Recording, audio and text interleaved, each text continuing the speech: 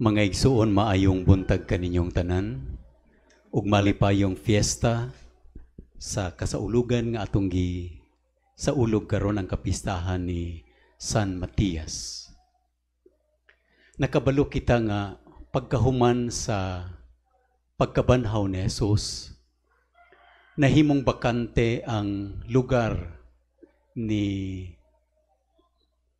Judas Iscariote tungod kay humaniya budhi si Jesus, nagpakamatay siya. Og naghuna-huna ang mga apostoles nga mas makasangyaw sila sa maayong balita kung dunay usa pa ka tawo nga ilang idugang sa ilang pundok aron mobalik ang ilang original number nga 12 ka buok.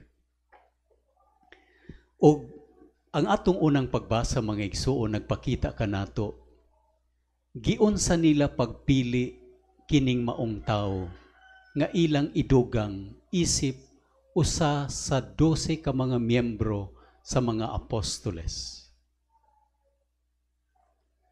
Og ang basihanan gayud ang lig-on nga sukaranan sa ilang pagpili mao kadtong tawo nga nakabaton og personal nga kasinatian kang Jesus.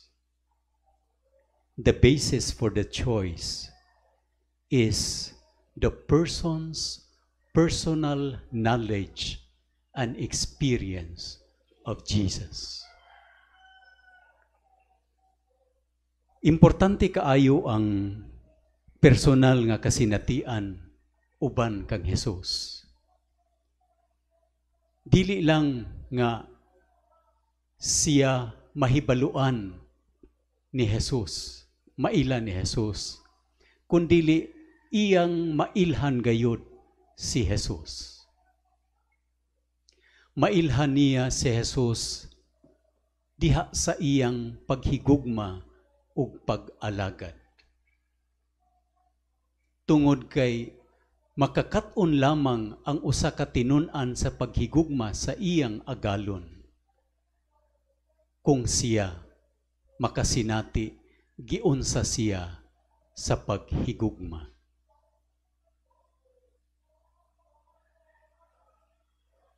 Knowledge is very important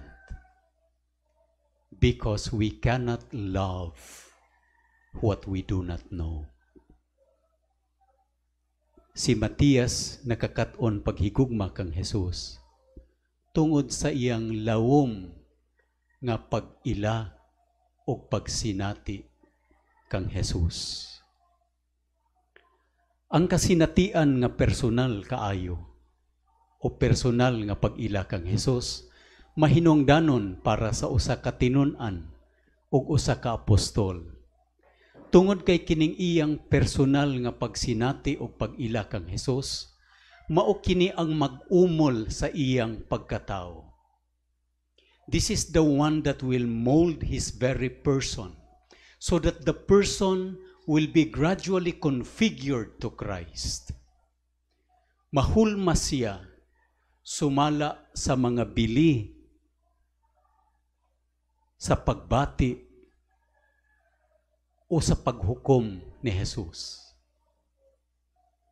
Iyang masulod sa iyang kaugalingon ang pamaagi sa pagkinabuhi ni Jesus. Ang pulong martyr, mga igsuon, kining pulong nga martyr, nagagikan kini sa Griego nga pinulungan, marturia. O kining marturia, dili ang konteksto niini immediately kadtong nagpakamatay sa pagtuo. Pero ang original context of martyrdom, of being a martyr, is in the context of a court trial. Ang usa ka martyr, usa ka tawo nga giisip nga usa ka witness sa usa ka korte diha sa usa ka kaso. Og ang usa ka qualification for a credible witness. Usa ka martir mao kadtong tawo nga nakasaksi gayud sa tinuod nga nahitabo. Mao nga sa cross-examination panahon sa kaso, ang pangutana kaniya, sa mag-cross-examine kaniya, nakita mo ba kining maong tao? Diin ka man sa dihang nahitabo kining maong kaso. Unsay iyang gisulob, asa siya kalayo gikan sa maong panghitabo, ug iyang ihatag ang detalye. And only a person who was there can provide the details of the event. Mao nga importante kaayo para sa usa katinun-an, usa ka apostol, nga aduna siya'y personal nga kasinatian sa Ginoo kang Kristo. Daghan mangutana mga igsuon kanamo nga mga nakaagi nga mga formators sa seminaryo.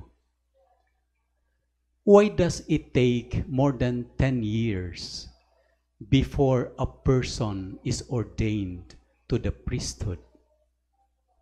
Nganong kinahanglan og maghulat pa og dili mo minus og napulo ka tuig aron ang usa ka tawo ordinahan sa pagkapari?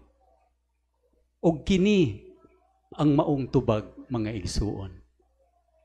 Kinahanglan nga aduna siya'y lawom nga pag-ila, lawom nga relasyon sa Ginoo. Dili pa igo nga maayo siya og utok. Dili pa igo nga tag-as ang iyang grado. Dili pa igo nga kugihan siya sa apostolado.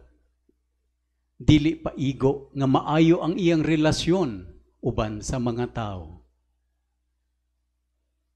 Kay kining tanan, ang sukaranan niini, mao ang lawom nga paghigugma, lawom nga relasyon sa Ginoo. Tungod kay ang usa ka batan-an nga modawat sa orden sa pagkapari, dili lang niya dawaton ang usa ka function, kundili together with the function, he receives the Spirit of Jesus. Aron nga pananglitan, kung mutindog siya dinhi sa altar, aron maghalad sa sakripisyo sa misa. Lahi siya sa usa ka tawo, usa ka batan-on, o atong ibutang nga usa ka high school student, nga atong gitrain for 1 week, unsaon pagmisa. O sigurado ako, nga in terms of the execution of what is to be done, mahimo ka na sa usa ka estudyante. For 1 week, makabalo siya mo misa dinhi. Pero unsa may kalainan sa usa ka batan-on nga giumol sa Espiritu ni Kristo. Kung mutindog siya dinhi sa altar, aron paghalad sa santos nga sakripisyo sa misa, kini siya nga tao, sulod sa iyang kahiladman, nakaila siya o nakasabot siya unsa ang kahulugan sa sakripisyo. Kung mudapit siya sa mga tao sa pag-ingon, mag-ampo kita. Usa siya ka tao nga makaangni sa mga tao diha sa pag-ampo, because in the very first place, he is a man of prayer. Kung magwalis siya, mabati sa mga tao nga kaila gayud niya si Jesus nga iyang gihisgutan. He has that familiarity of the Word of God.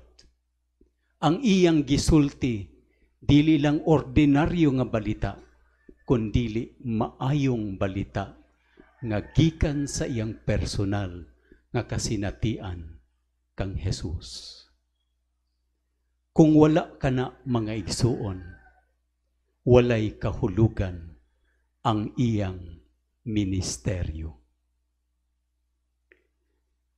Diha sa atong ebanghelyo, si Jesus nag-ingon, Kung tinuod kamo nga nahigugma kanako, inyong sundon ang akong sugo. Adunay kalambigitan ang gugma ug ang pagkamasinugtanon. There is a deep connection between love and obedience. Because a person can only obey to the extent that he loves, she loves. Ang sukdanan sa akong pagkamasinugtanon, mag-agad kung unsa kalawom ang akong paghigugma kang Jesus.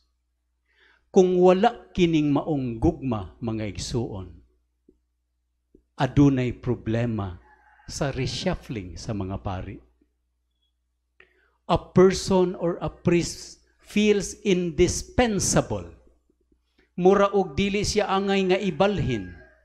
Usahay mas mahinungdanon ang proyekto kaysa pagsunod sa kabubuton sa Ginoo. But if there is this kind of love, a person will obey. A person is open to whatever God wants of his life. We can only obey to the extent that we love. O kining atong pagsunod sa kabubuton sa Ginoo nga usahay lisod kaayo sabton is already a form of martyrdom, because in the process of obeying Jesus there is also a dying to oneself, pagpakamatay sa kaugalingon.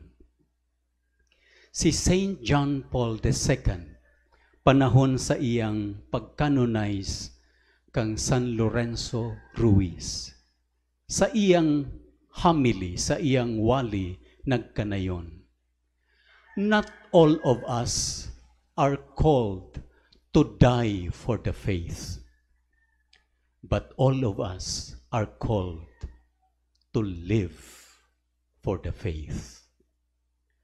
Mga igsuon, dili kita tanan gitawag sa pagpakamatay sa atong pagtuo. Sama kang San Pedro, sama kang San Matias, sama kang San Lorenzo Ruiz.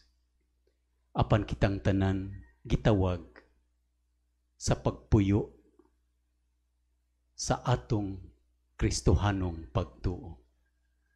Og diha sa atong kinasingkasing nga pagpuyo sa atong Kristohanong pagtuo, gitawag kita sa pagpakamatay sa atong kaugalingon. Sa ato pa, kitang tanan gitawag sa pagkamartir, pagsangyaw o pagpuyo sa atong Kristohanong pagtuo, sa tanang adlaw o sa tanang panahon. Amen.